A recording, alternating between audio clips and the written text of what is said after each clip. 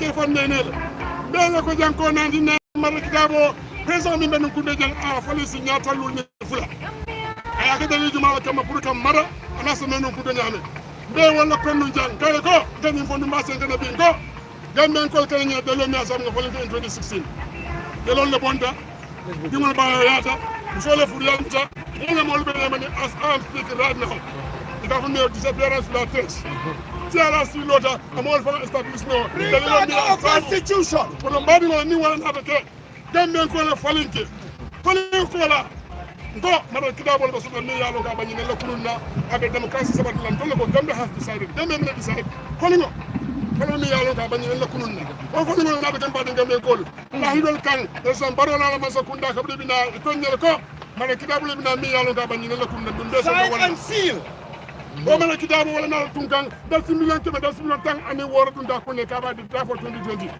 wala fudro ka so dro ke bundalla anin banko sa tamano nyame demokrasi na fon de min kam wala sabat badingol o mala kidabo ni biya kan anada fa bande ni biya kan ba sen kan ko ni biya kan de fa saro ke kula mi yalan ko ma ka banko len terso dal similan ke dal similan tan ani woro dum de mi kunna badingol wonye de sande fan jamal monde jigo ko wona wona ko ko wala kala amandu wo kundo anadu mala kidabo kundo min nyam dam be mara na badi gamen ko wayna fay bandanga na fande min funte ka fay di kessel draft of 2020 ni dia mara kitabo kan ka fa wala nyama min me continue ka fa wala nyama kan tu national assembly min ya ko banku wala banku la fuloje banku wala je yelen to soje man banku me kuje ya fay banda di kessel draft ko sabar na sukula ni dia mara kitabo COPG tol min be funte bi ko laftan kan min ñini gado banko kan ñani banko banda wala di draft 2020 way mu with all the entrance clauses yam entrance clause wala jiko ni dia bi kam falino ila la fo wala la bala ga no falin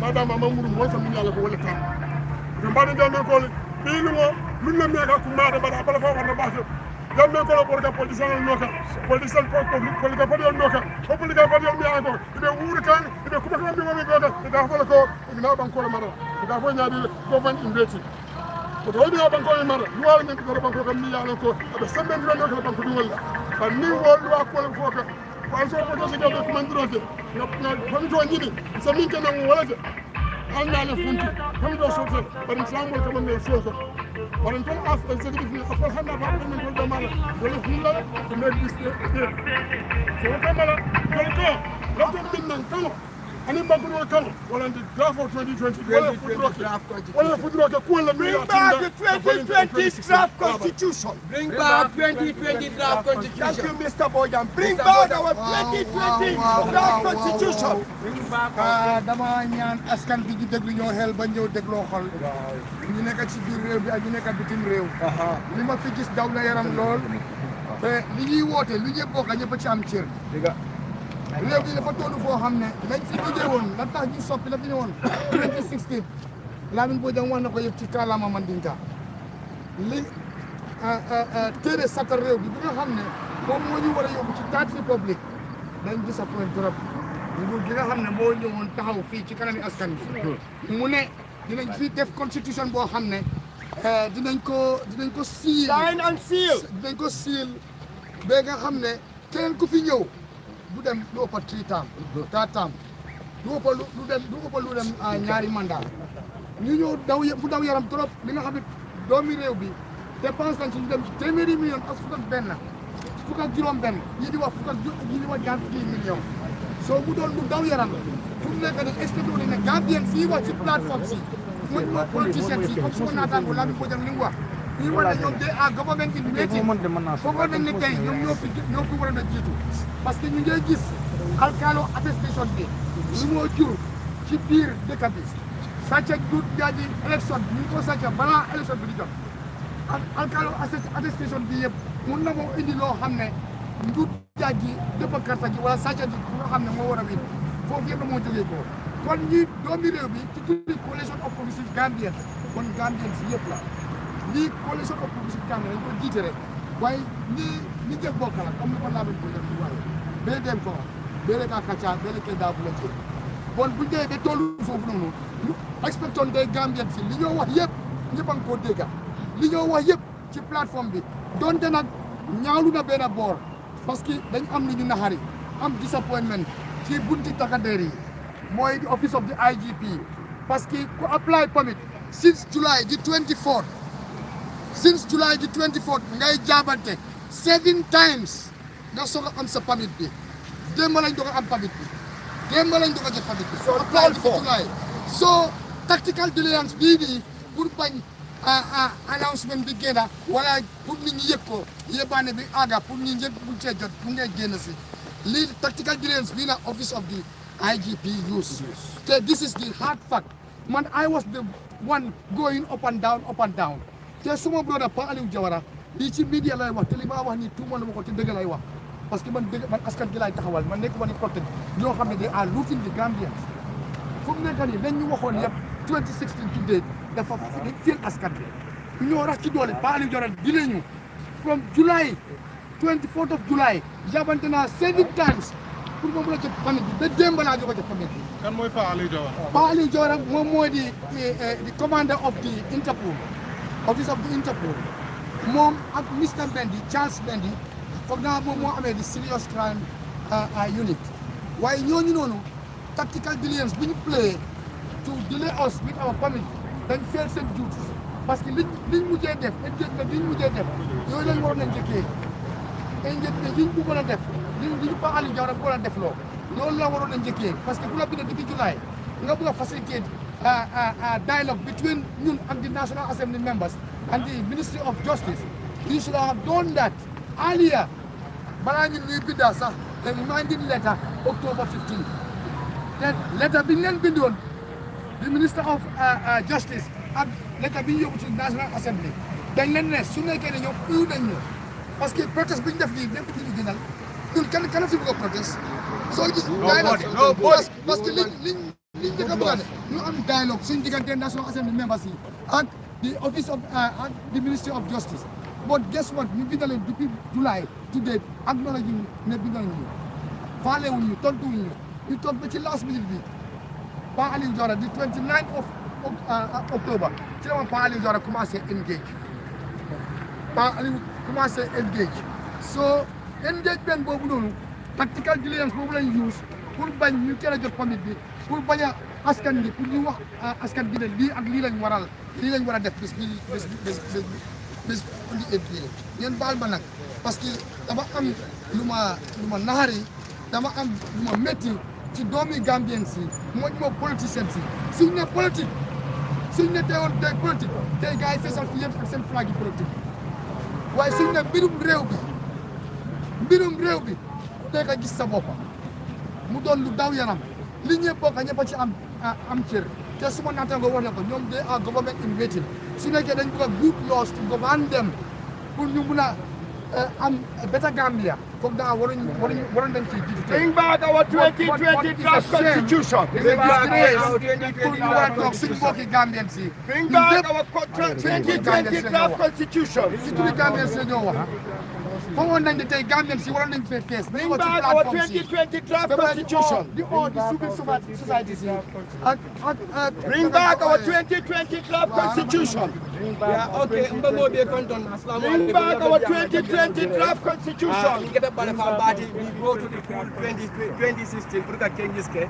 But kabin mo to appulo pour ka changes ke, this has been a surprise to me.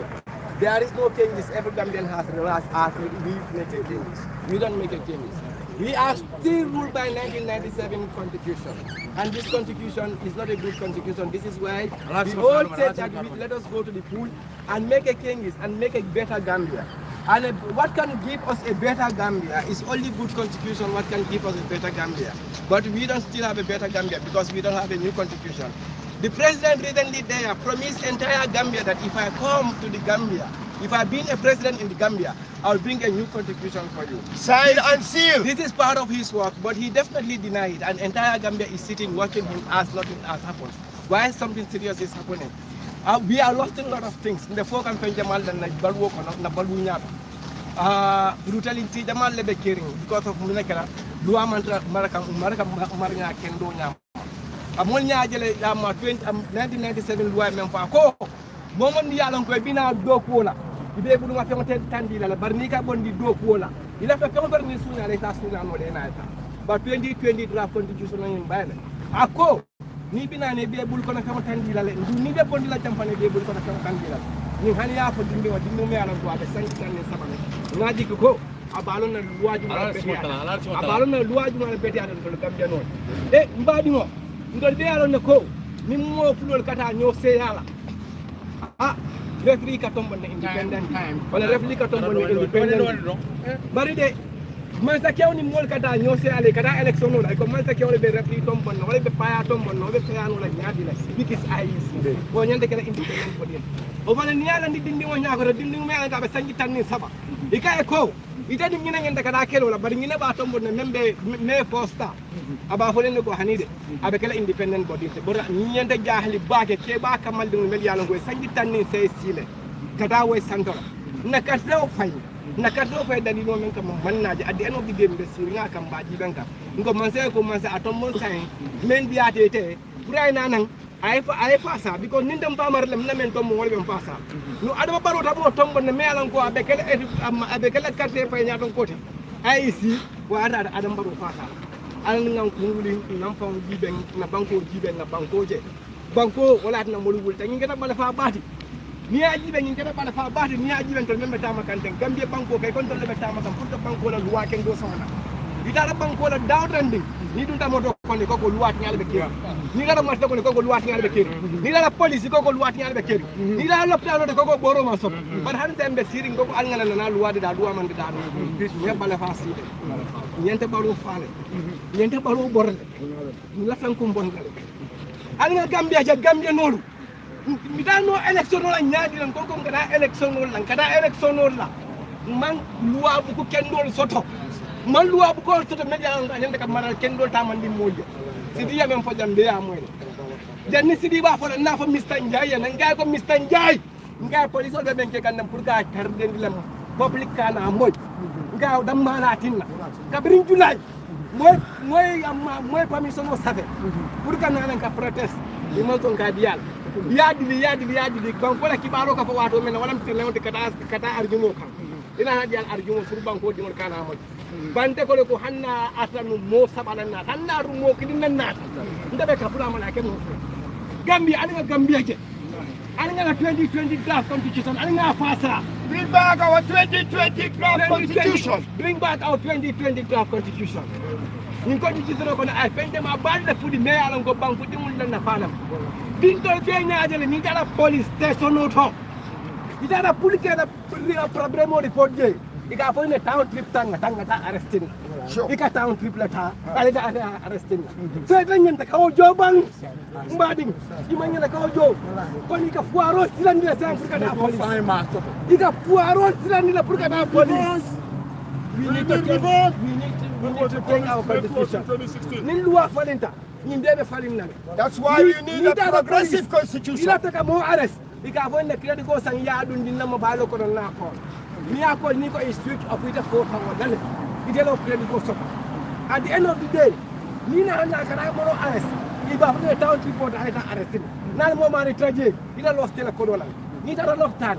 Ika fo ne fuelo ke ambulance ko no. Mo la ka ko police on the call, of course, yes. You need a lot of time. Well, when I go in the call, you be put to ambulance for the put in a terrify. Hey, body, saying, you are what I will come down there, but the Willican Gambia bill of Fulakam. Command in the Casota body. You got a lot of time, Noto. You are 4 times a day. Billahi wallahi tallahi maybe midena ben ganten less than 3 weeks ago in that Banjul hospital. Minna sister the Banjul hospital. Within 5 days we spent more than $10,000. Billahi wallahi honest to Muhammad. Lockdown no America amanjan ka di lockdown ko la. Bari ka boro sa kanya nada lockdown no farmasi de konyo ko ani boro ma sa. Sa nyen ka rasa men ka boro sampata. Boro men nyen ka lockdown ko masa kunda ma mara nya ken do nyama. Because loi ken dol le mantra laring mo masila bari masa kunda ko ni kanana ide bul ma fewtan dilam ba ni kata isa so nyang la diati nyang ne nyam sen masa kunda do kular fanam be ko momor ni be dawo do ay ka balu wolto at the end of the day sen banko fel sa kita ni ba banko de ngi do mon mo la banko la be ya be prefecture ya be wa ni da hen na pop 80% abe kana banda 20% dam wal ka don na banko na banko la malal bunda na banko la ko di sota bunda mo bla bunda sabaji bunda saba ko bunda sabani ndo lab na aba wala agriculture aning how to call it tourism aning how to call it mba ko nyadi mariva dambe ndo la riva dambe yo wa ya di kani solla ya yanna photo wa ya wa bi nyadi ya wa bi nyadi ya tele by how it mo le tata percentage la je wala 80% to banko le to banko ni to 20% da man no da ma ngon del balo ko wala na wultan ko luwa ke do je tama ka niaje 1997 luwa ni ngol wultan ko Gambia have decided because nan ko luwa ni mam bete every Gambia said Gambia have decided we all print the hashtag Gambia have decided but I don't see the decision we have because we decide to make a change, to bring a better constitution. But we don't see any constitution, any new constitution. But on that, I don't know them that in the I don't know them that constitution. We are all premature. We are not very bad to vote. This is what I'm going to say. I expect everything after this interview. I don't care. But when I'm more disappointed, I'm going to be disappointed. Cabrana has 1997 constitution, and I'm going to know for that. We'll go know for that we vote it out. Kabin baro si ako go min demo dong demo tel dong. Aling asi tek dem ko empower la. Dem ko empower nya ko dem 1997 ko dik so men kala ka mam pede ya. Mina nan na don ko dem mina le tam dem ma min dalila ni ka so fay ka so fay. Wala be kering. Mbadi wala be kering. Aling na banko mutan na faling. Mba faling na nya wala pour loi ken do sama. Na pamito dans le police dan ninga so to kadrin July. Imagine kadrin July kana sa antiem. Hey mbadi alafu mbadi police oli ko galwa ken do men kelen ka kelen ni bele yes alafu police oli ko galwa ken do men kelen ka kelen ni bele min police kun tiyo tombon nan tol ko ma sa kew man na ko tombon because na police kun tiyo tombo asa bay no la jada nyame ning ai isi kiama no tombon na ma sa kew man na tombon na ka ni mol ka da play kam ka referee tombon mbe o lonne mbadi alwana banko we don't need 20 1997 constitution. We need 2020 draft constitution. We don't need 1997 constitution. We need 2020 draft constitution. We don't need 1997 constitution. We need 2020 draft constitution. We don't need 1997 constitution. We need 2020 draft constitution. You can journalist. We don't need 1997 constitution. We need 2020 draft constitution. Bring back our 2020 draft constitution. Our 2020 draft constitution. Bring back our 2020 draft constitution. Bring back our 2020 draft constitution. We don't need the 1997 constitution. 2024 draft is a cabinet constitution. 2024 draft is a cabinet constitution. 2024 draft is a cabinet constitution. 2024 draft is a cabinet constitution. We don't need the 2024 draft constitution. We don't need 2024 draft constitution. Bring back the 2020 draft constitution. Bring back 2020 draft constitution. Cost of living is so high. Cost of living is so high. We don't need 2024 draft constitution. We don't need 2024 draft constitution. Cost of living is so high. Cost of living is so high. Police brutality is so high. Police brutality is so high. Cost of living is so high. Cost of living is so high. The rate of living is not going accordingly in Gambia. Cost of living is so high. The cost of living is so high. Cost of living is so high. Police brutality is so high. Police brutality is too much.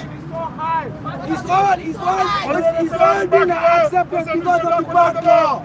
Because of the 1997 constitution. Bring back the 2020 draft constitution. Bring back 2020 draft constitution. Bring back the 2020 draft constitution. Bring back 2020 draft constitution. We don't need the 2024 draft constitution. We don't need 2024 draft constitution. 2024 draft is a cabinet constitution. 2024 draft is a cabinet constitution. 2024 draft is a cabinet constitution. 2024 draft is a we don't need the 2024 draft constitution. We don't need the 2024 draft constitution. Bring back the 2020 draft draft constitution. Bring back the 2020 draft constitution. Bring back the 2020 draft constitution. Bring back the 2020 draft constitution. We don't need the 1997 constitution. We don't need the 1997 constitution. We don't need the 1997 constitution. We don't need the 1997 Kabila kumasi sa danaka.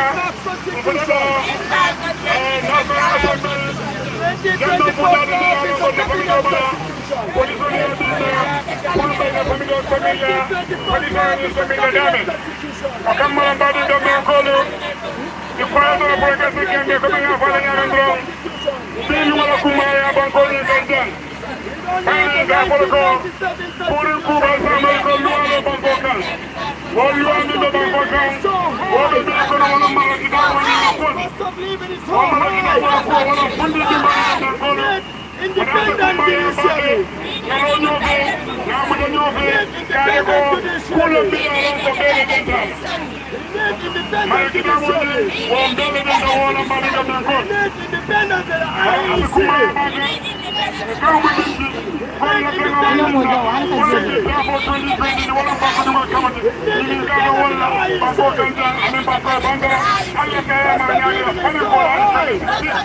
Cost of living is so high. Cost of living is so high. COPG is against corruption. Rampant corruption is so high. COPG is against corruption. Coalition of Protecting Gambia, we are against corruption. Coalition of Protecting Gambia, we are against corruption. COPG is against corruption. Corruption is rampant in the Gambia. Corruption is rampant in the Gambia. We need independent judiciary. We need independent judiciary. Education is lacking in the country. We need independence in the country. We need independence in the judiciary. Cost of living is so high. Cost of living is so high. Rampant corruption is all over. We don't need police brutality. We don't need police brutality. We don't need police brutality. We don't need police brutality. We need a new constitution. We need a new constitution. Gambian people, we are promised a new constitution. Gambian people, we are promised a new constitution. We were promised a new constitution. We are promised a new constitution. We were promised a new constitution. We are promised a new constitution. We don't need the 1997 constitution. We don't need the 1997 constitution. We don't need the 1997 constitution. We don't need the 1997. We need the 2020 draft constitution. We need the 2020 draft constitution. Bring back our 2020 draft constitution. Bring back our 2020 draft constitution. Bring back our 2020 draft constitution. Bring back our 2020 draft constitution. Bring back our 2020 draft constitution. Bring back our 2020 draft constitution. 2024 draft is a cabinet constitution. 2024 draft is a cabinet constitution. 2024 draft is a cabinet constitution. We don't need a 2020 draft constitution. We need a progressive constitution. Thank you very much, everyone. We are so happy. No matter how small the attendance is, but yet still, we want to deliver our message.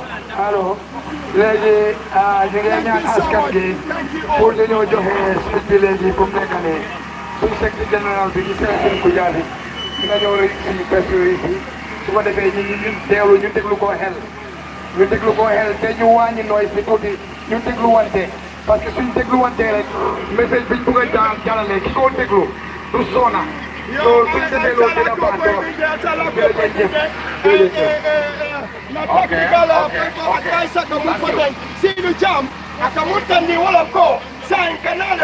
The petition of deliver to the National Assembly and the IGP and the Ministry of Justice or whatsoever. But not the Kalamutandifa, Aya Kalamutandifa.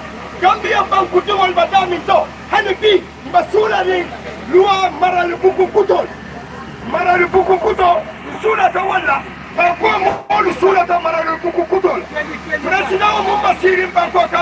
His Excellency President Adam Barrow, I want to the Gambia Bakutu on the one of go. About next son of go, then knock about office, Gambian on the new constitution sign and seal. With the sign, another one of Purka Sandico, and the beach, for all and no can.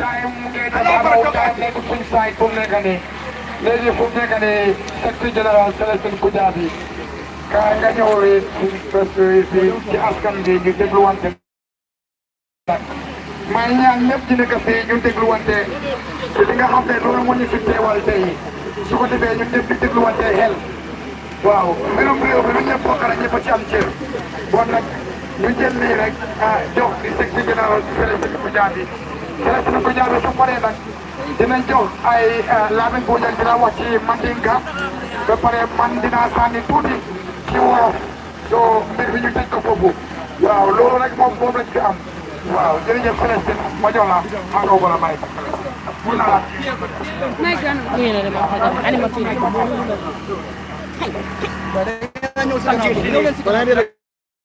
yow ta sa meeg bi nga ñëw Okay.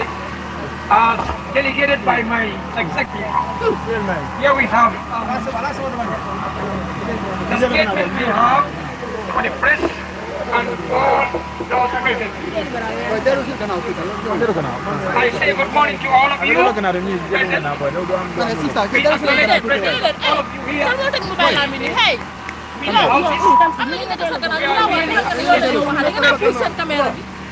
We are grateful all of you on your support in any kind to make this day a success. We, the Coalition of Progressive Gambians, will still remind you that we are back on this ground again as a pressure group to follow up our last petition submitted to this House last year, November 7th. Our vision, as always, is that any government or public servant is held to account home and abroad by the people of this country. We want to ensure all Gambians enjoy equal rights, opportunity with diversity and inclusion, tolerance, social justice with social protection. Our mission is to stand up and ensure power is given to the people, enjoy their rights, exercise them with fairness and discipline. It is the objective of the COP to create an environment in which the voice and the voice be respected. Raising awareness of the people for peaceful coexistence that ensures politicians are always and all the time held accountable on their promises when they are elected to office. We also call for unity as a strength in fighting corruption and injustice. Together, and Gambia always put first with power to the people. This protest is calling for the retabling of the 2020 draft, as we know, produced by the then-mandated Constitutional Review Commission, or the CRC. The draft Constitution 2020 was written by an independent act of parliament, 2017, and in compliance with the 1997 Constitution, Section 226. It was widely consultative and embedded key issues facing Gambians in decades, such as formalizing secularism, leadership integrity, presidential term limit, successor of the president's term, appointment of ministers scrutiny by the National Assembly or the Public Service Commission, establishment of the prerogative of Mercy Committee, restriction regarding the office of the president, proper declaration of assets in before and after election or appointment, immunity of legal proceedings for the president after office, election and appointment of the leaders of the National Assembly, regulation of political parties, dual citizenship, accountable or appointed in public service and elected public service, independence of the selected institution.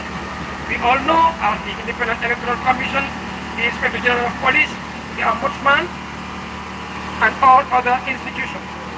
Prohibition of the local stakeholder and alcalo in partisan politics. which we have witnessed, as the President has just said, that he is urging on alcalos and tables to campaign for him.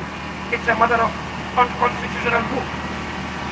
Local government autonomy and management of the state-owned enterprise. The coalition of progressive Gambians and other stakeholders are present to raise concerns and demand an immediate consideration to the most concerns we mentioned here. In the country's nascent democracy, more than 70% of Gambians believe a new constitution is a primary step forward to change the system we still living with. Moreover, the COPG is convicted that the 2020 draft constitution is the constitution of the people. It's not a personalized constitution like the 1997 constitution. It is the voice of the people and the set of principles we want to be governed with through personal integrity and national sovereignty.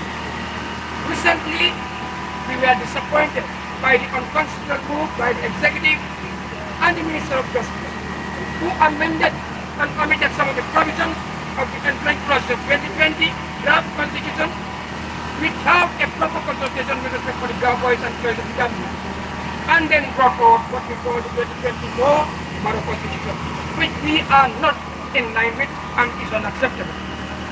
The 2020 draft constitution is a document we regard as separate, is the proposal of Gambians after a thorough consultation home and abroad. It needs to be given the chance to undergo the rigorous process in the National Assembly. Putting the Gambia first, we expected its consideration and adoption by the pro-government parliamentarians, supported by opposing members of parliament and to the people to decide in a referendum. Majority of Gambians who contributed to the drafting were disappointed after almost 124 million and valuable time has been spent to draft this important document. The reaction of 2020 draft by the 23 pro-Borough and NPP National Assembly members in 2021 without consultation and consideration of the citizenry will be remembered as one of the most advanced political errors they made in the history of this country. For the patriotic and progressive Gambians, these notable points are a prerequisite for a robust and reliable constitution for the good of all and for good governance. We therefore call on the Minister of Justice and legal advisor to the government to respond to the public outcry and with table for promulgation the TLC draft constitution. The National Assembly to ensure that the amendment in Parliament is reviewed and it must reflect the aspirations of the majority of the Gambians. We will continue to monitor and evaluate the progress of this call and hope the voice and choice of the citizenry will be acted upon. We thank all of you for listening and we hope CSOs that have been calling for the accepting of the 2024 with amendments will reconsider their thoughts and at least urge government and their National Assembly members in all the constituencies to reconsider retabling this 2020 draft because it is the voice, the choice of the people. Thank you all. Thank you all.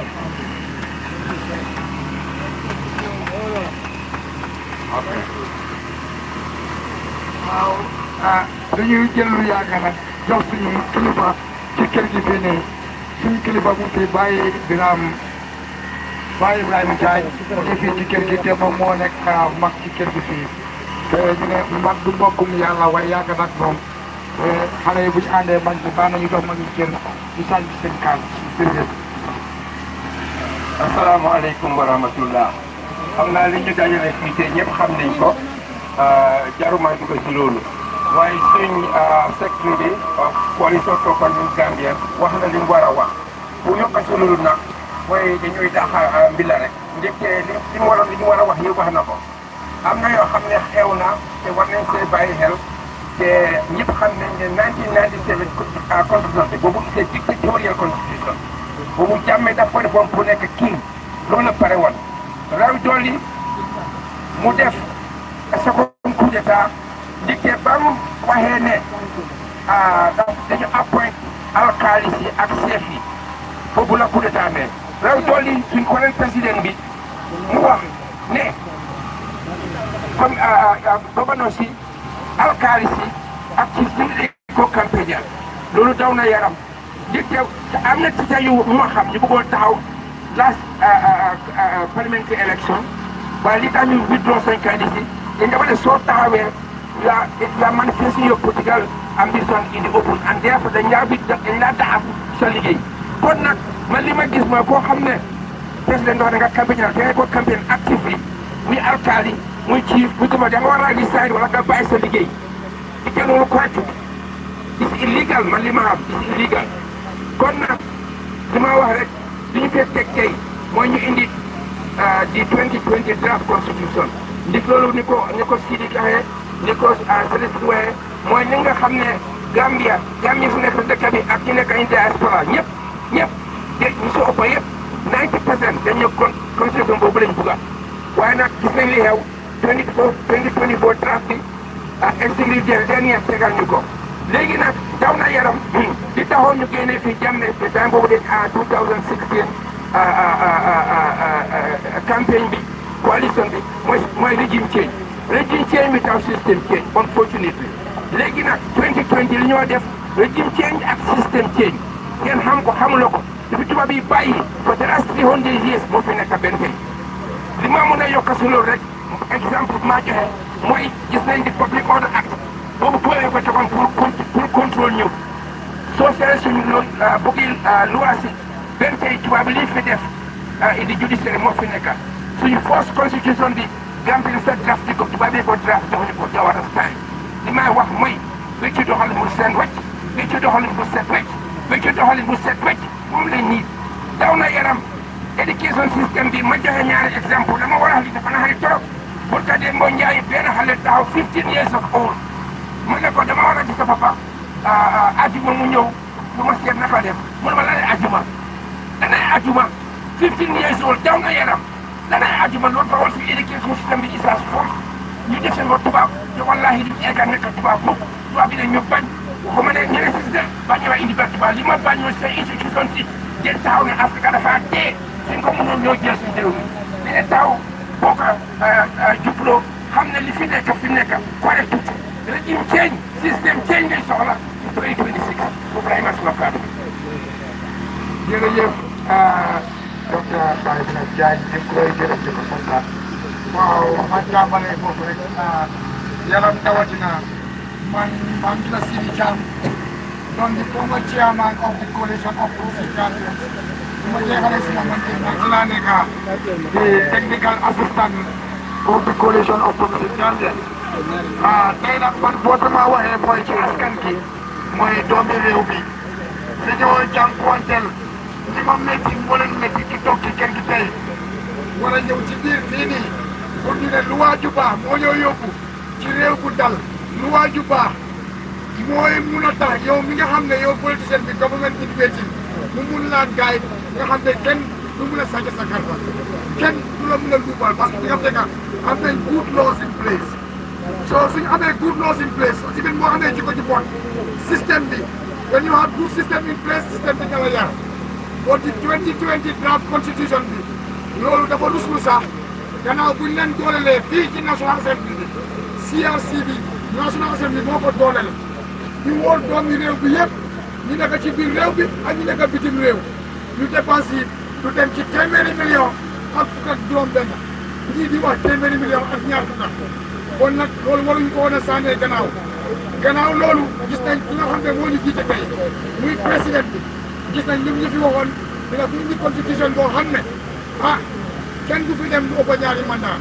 te dina ko siil da nga xam ne kenn du fi demati lu ëpp ñaari mandat te gis nañ ne mu ngi yow ci ñetti mandat te ñetti at la fi ñëwee woon réforme si nga xam ne loolu lañ digoon Gambien si seen campagne promise yi dañ ko féem ba pare ci National Assembly members yi du ñëpp nag ñu gis Gambia lu ndaw la National Assembly members yi ñoo féel Gambia bokk na ci biir sonal Gambien si parce que Barrow taxaw na fii ci kanam askan bi mu ne moom dafa dugg National Assembly xam nga loolu rek loolu musiba la soo toogee tey yow ngay président di wax ne yow National Assembly members yi ñu nga xam ne foofu dañoo defaree loi yi loi yi nga xam ne moo ñu aar ñu ñëpp yow nga jóg ne da nga dugg National Assembly membership $10,000 on TV loolu Gambia rek la moo xew su doon beneen dëkk la ñu ko tey National Assembly membership suñu amul fayda amul fula xam lu leen war ñu ko dañ ko impeach parce que président bu taxawee damay dugg bribe is a crime ngay taxaw di ko posté on TV national television so loi yu baax moo ñu mën a yóbbu ci taat bi public ci jàmm ak dal parce que loi teeg bi suñ ko xalaat suñ ko dividé into 4 pieces askan bi mooy nit ñi citizenship nañ ci am 25%, national assembly bi nañ ci am 25%, judicial bi am fa 25%, executive members yi executive bi am ci 25%. di nga gis ku doomu adama bu nekk sa doole fu starté dafa am fu muy am keneen doole foofu la commencé di dem loolu lañ ci xam moo tax ci 2020 draft bi nga xam ne moom lañ mooy bàcci askan bi foofu la doomi askan bi dépense moom lañ yaakaaroon ni moo ñoo yóbbu ci taal bi doon mu ngi mel ni comme ni ko secrétaire di waxee affaire si bu jaabi mu ngi mel ni still we are still in the second republic. A country without a progressive constitution, country boobu du mun a progress. They need a progressive constitution pour dëkk bi mun a progress. Coalition of progressive Gambians ñu ngi oo a progressive constitution pour Gambia mun a progress. di gërëm ñëpp di sant ñëpp di jox kàddu gi nag Lamin Bojang mu ñëw gaaral tuuti ci kàllaama Mandinka pour di Mandinka di si nas jërëjëf di gërëm journaliste yi maa ngi gërëm journaliste yi takkader yi fi taxaw tam maa ngi leen di gërëm waaye nag dañ ñu feel under the leadership of Father Jawara ku apply permit su July 24 to date nga def ma jox permit bu démba loolu dañ feel seen responsibility so li ñu waatee woon ak askan bi dañ feel askan bi I am very disappointed with Ma Ali Jawara definitely loolu laa foofu laa ko jox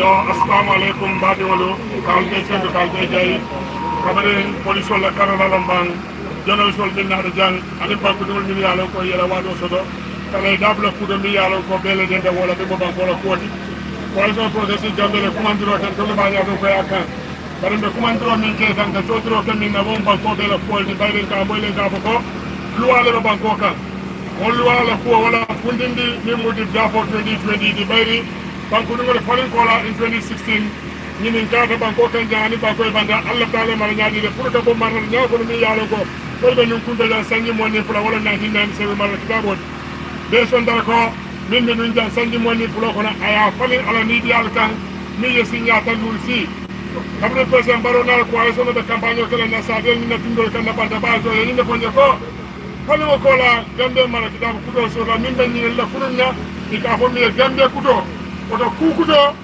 luwa kutolu min ya lon ko walla be teru nun ja wolse dan nimi ya sabu nada nyinin ka Allah taala mara nyaadi le inada tun ka siyar sila du ko kono nada mara kitabu samara ya to le ka fa di dafo 2020 bari ngam kolu wo dafo 2020 wala banku dum county nimi ya sabu banku dum min be sin Gambia jang ani Gambia bandara itade tara ke nyinin ka Allah taala mara nyaadi le falin kola ganna la finna dali fo ganna wosi daldi wo wosi dalu ani ngam min fo ko la nga mara nyame na do wala ka funyo tan ya ko mara bu ko o mara bu ko ita fayde dabo 2020 bari ngam ko wala fudro ke kulla min sen ni nan di kuru na kombe no sanni mo ni pro la kono luwa kuru luwa jawol luwa min ala ko wala en kada yem bol ni bankola yem fayel yemandi musole furiyal muta ti wala ba yake pour wal se danno nyame ni ya sabu ko lafta nga marana ni na dinan sen woydan nga maran di dabo 2020 la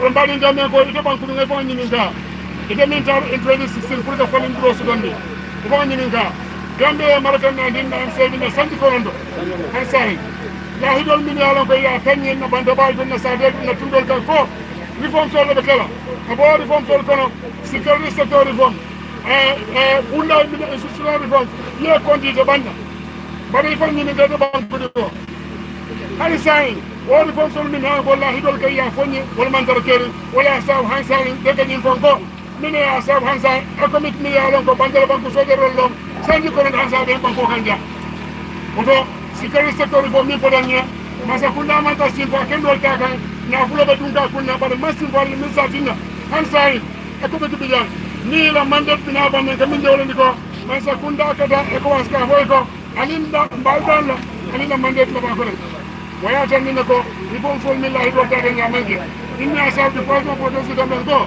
banko di tano banko de irwano ni man luwa kendo seno wol luwa kendo wol be ni ko di dabo 2020 bari woko ni de banko dimo walla de medina mara banko la ko ni ci zona banko la place wala place ko maro ni ko police wala kundo ko ndol da example wala IGP na be to monna dabo 2020 ko Mr. Mbadala Baboloko, Ngela Amin Boydam Beda Tomon IGP.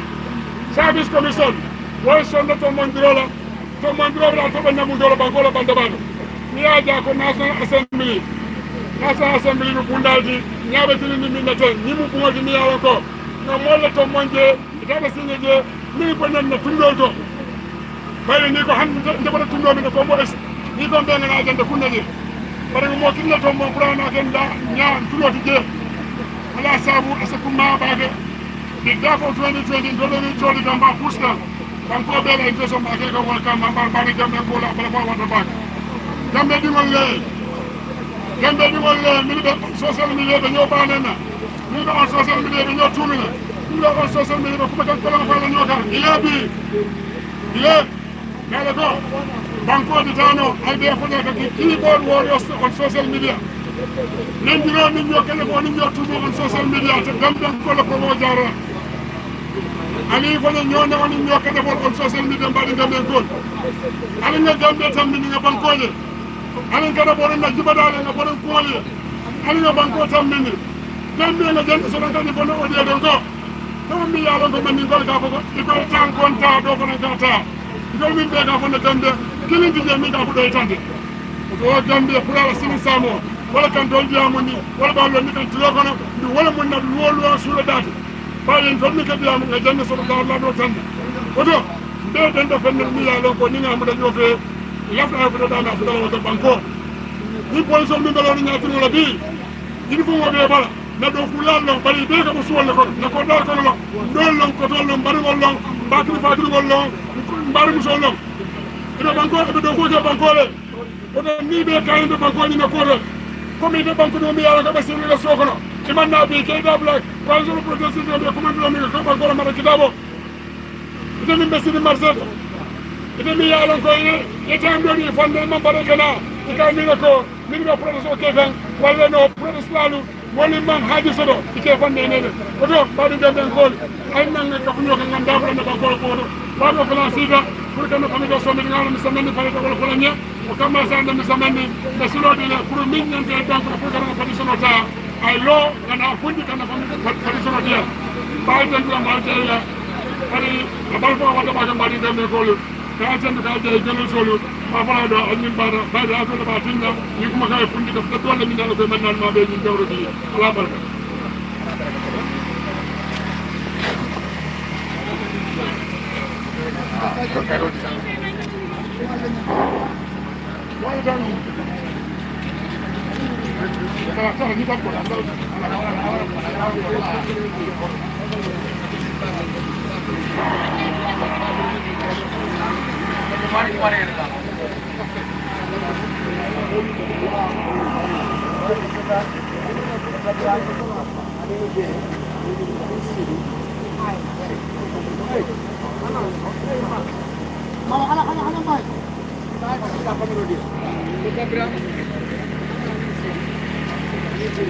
Wow, assalamualaikum media house. Wow, man suma number is 3780 622. Kutuga press release, the copy of the press release. Mun suma hire dinala ko yoni isa dinala ni. Wow, so ba hire ko ko suma number is 3780 622. 3780 622. So, Sidi Cham.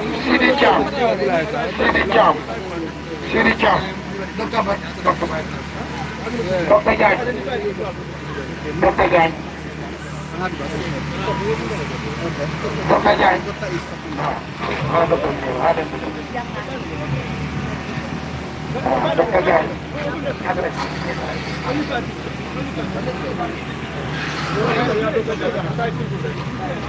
Yeah, man.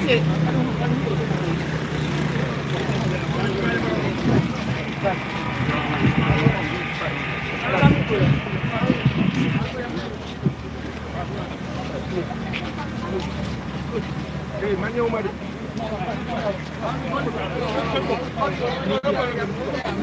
You say 5.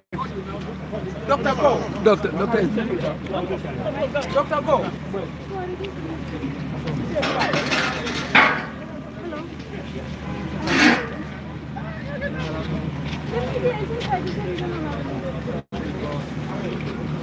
Hello.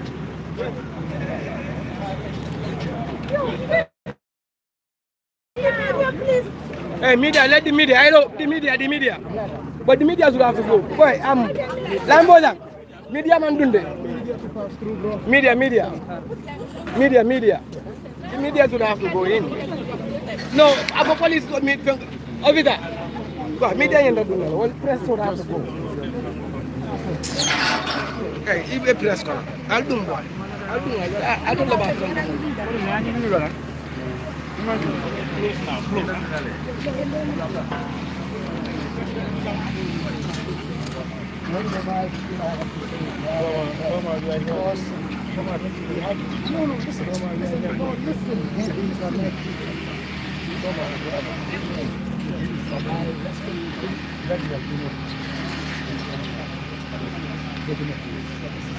This doesn't mean that. One dialogue. Go to them.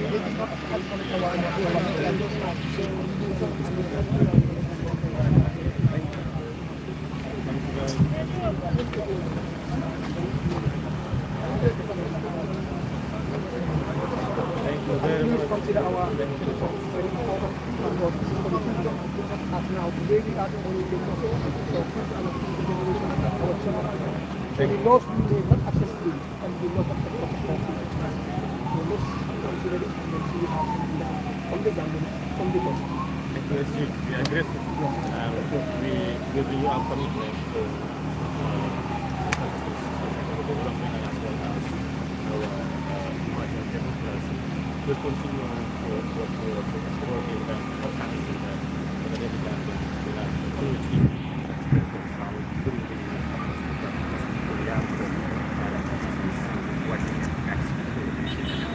Thank you for coming. Thank you very much.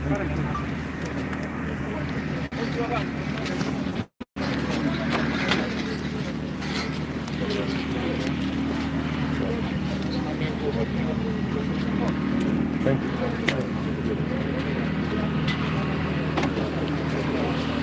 Now,